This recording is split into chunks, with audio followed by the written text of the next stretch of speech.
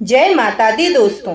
आज हम आपके लिए आदि शक्ति माँ दुर्गा की वह कहानी लेकर आए हैं जिसे न केवल नवरात्रों में सुनना परम पुण्यदायक होता है, बल्कि हम अपने जीवन के किसी भी दिन अगर इन कथाओं को सुनते हैं तो हमारे जीवन की संपूर्ण अभिलाषाएं पूर्ण हो जाती है और अपने जीवन में जाने अनजाने जो भी दुष्कर्म या पाप हमने किए हैं उन पापों से हमें मुक्ति मिलती है। भक्तों, महर्षि व्यास द्वारा रचित अनेक पुराणों में से एक पुराण है श्रीमद् देवी भागवत पुराण, जो माँ दुर्गा की उत्पत्ति और उसके कर्तव्यों की रोचक गाथा है। इसमें बताया गया है कि एक समय सृष्टि पर महिषासुर नाम का एक राक्षस था, जिसका आधा शरीर असुर जैसा और आधा शरीर भैंस जैसा था। उसने कठोर तपस्या करके ब्रह्मा जी से यह वरदान पा लिया कि कोई भी देव, दैत्य या मानव उसे मार नहीं सकता, कोई स्त्री ही उसे मारे। उसे यह भ्रम था कि जो स्वयं अबला है वह स्त्री मुझे मारने में समर्थ कैसे हो सकेगी। अमर होने के अहंकार में आकर उसने देवताओं को सताना प्रारंभ कर दिया। सभी देवताएं दया की गुहार लेकर ब्रह्मा जी के पास पहुंच गए। ब्रह्मा जी शंकर जी तथा विष्णु जी के पास पहुंचे। विष्णु जी की राय से सभी देवताओं के सम्मिलित तेज से एक नारी रत्न की उत्पत्ति हुई, जिसे नाम मिला दुर्गा। दुर्गा अर्थात यज्ञ रूपी दुर्ग की रक्षा करने वाली, दुर्गुणों का नाश करने वाली, दुर्गम कार्यों को सरल करने वाली तथा दुर्गति नाश करने वाली। सभी देवताओं ने देवी को अलग अलग आयुध प्रदान किए और आभूषणों से अलंकृत किया। जब वे सज धज कर विराजमान हुई तो त्रिलोकी को मुग्ध करने वाले उनके दिव्य दर्शन पाकर देवता उनकी स्तुति करने में संलग्न हो गए। जन्मी भगवती ने तभी अपने मुख से वाणी निकाली, जिसे सुन महिषासुर का सिंहासन हिलने लग गया। उसने अपने असुर साथियों को इस आवाज का पता लगाने के लिए भेजा। जब उन असुरों ने बताया कि यह आवाज एक परम सुंदरी देवी की है, तो उसने विवाह का प्रस्ताव देकर अपने असुरों को देवी के पास भेज दिया। देवी के विवाह से मना करने पर उन्होंने देवी से युद्ध किया और वे मारे गए। वे असुर देवी को महिषासुर की सेवा करने के लिए मनाते रहे, उसके रूप की महिमा करते रहे, परंतु मना करके देवी ने एक एक कर उन सभी को मौत के घाट उतार दिया। इसके बाद महिषासुर स्वयं आया और देवी के साथ बड़ी लुभावनी बातें करने लगा, परंतु देवी ने उसे युद्ध के लिए ललकारा और वह महिषासुर अपनी मौत मारा गया। इन असुरों से युद्ध करते करते 9 दिन बीत गए। इसलिए भक्ति मार्ग में नवरात्रों का त्योहार इसी कर्तव्य की याद में बड़ी धूमधाम से मनाया जाता है। कहा गया है कि कलयुग का नाश माँ दुर्गा ने किया। कली युग नाश का अर्थ है कली युग में उपस्थित राक्षसी व्रतियों का नाश। इसके नाश के बाद ही देवी व्रतियों का युग सतयुग आया। भारत में जितने भी देवता या अन्य महात्मा हुए हैं, उन सब का यादगार दिवस वर्ष में एक बार मनाया जाता है, परंतु देवी दुर्गा के निमित्त नवरात्रे वर्ष में 2 बार मनाए जाते हैं। इससे देवी के अवतार लेने और कर्तव्य करने की महिमा अन्यों की भेंट में द्विगुणित हो जाती है। साल में 2 बार आने वाले नवरात्रे हमें प्रेरित और जागरूक करते हैं कि सृष्टि की रक्षक, पालक और माँ दक्षक माँ के बारे में हम अधिक से अधिक जानें।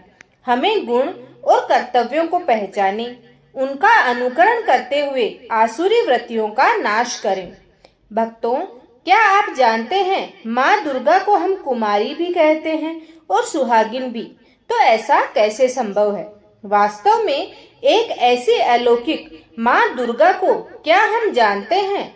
उनके बारे में कितना जानते हैं? वे कौमार्य व्रतधारी हैं, अखंड ब्रह्मचारिणी है, किसी भी आसुरी वृत्ति दृष्टि के वार से सर्वथा अछूती है। उनके यादगार दिवस के उपलक्ष्य में कुमारी पूजन, कुमारी भोजन और कुमारी सम्मान आयोजित होते हैं।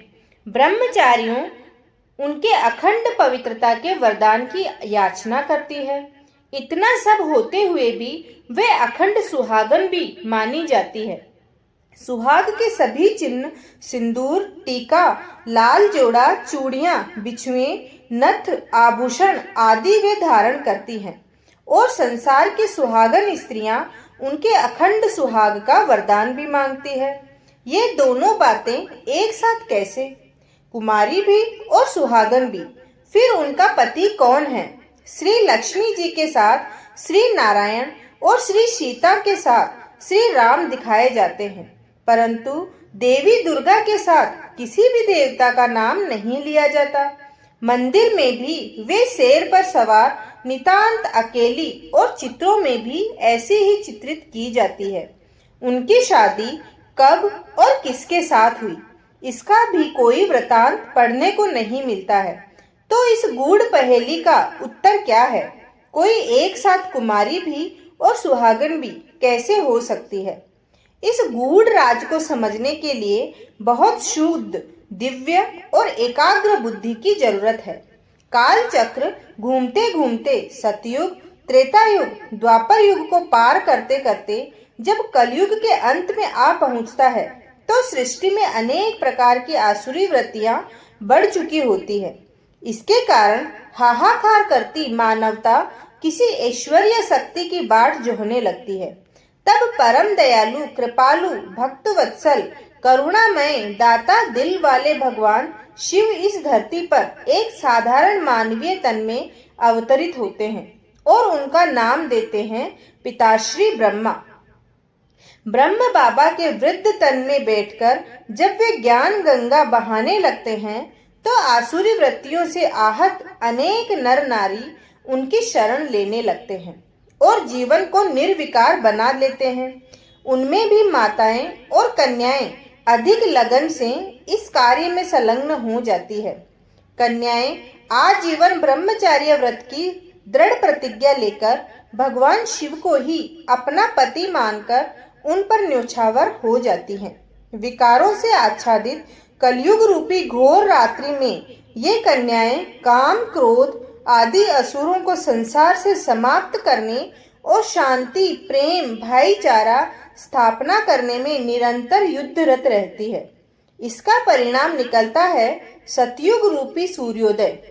इस प्रकार जड़ चेतन सहित सारा संसार इनकी जय जयकार करता है और अगली चतुर्युगी में ब्रह्मा की रात्रि में इनके एक संगम युगी कर्तव्य की महिमा दुर्गा तथा अन्य देवियों के रूप में गाई जाती है। ये ब्रह्म कुमारी कन्याएं जो अपने सर्वलौकिक पहचान मिटाकर आत्म रूप स्वीकार कर विश्व सेवा में रत हो जाती है, अखंड ब्रह्मचारिणी भी है। परंतु सात सात कालों के काल महाकाल शिव का वरण करके अखंड सौभाग्यवती और सुहाग भाग्य का दान करने वाली भी बन जाती है। चूंकि दुर्गा इन्हीं के संगम युगी कर्तव्यों की यादगार है, इसलिए उसे कुमारी भी और सुहागन भी दिखाया जाता है। ब्रह्म कुमारियां एक शिव को ही अपना सारा संसार समझकर विकारी संसार से उपराम हो जाती है। शिव को ही पति स्वीकार करती है, परंतु शिव तो निराकार बिंदु रूप ज्योति स्वरूप है। वे विचित्र हैं। उनका चित्र खींचा नहीं जा सकता। इसलिए माँ दुर्गा सुहागन होती भी मंदिर में अकेली दिखाई देती हैं। कोई देहधारी देवता उनके संग नहीं होते। इस प्रकार वे कुमारी भी हैं और अखंड सुहागवती भी। उनके सुहाग भगवान शिव के तो काल भी अधीन है। ऐसे अमर अविनाशी पति को वरने वाली माँ दुर्गा सदा सुहागिन है और मनसा वाचा कर्मणा अखंड ब्रह्मचारिणी भी है। भक्तों, देवी की पूजा करते भी देवी जैसे गुण संपन्न क्यों नहीं बन पाए? किसी की वास्तविक जीवन कहानी को जानने से उन जैसा बनने की प्रेरणा मिलती है। कहानी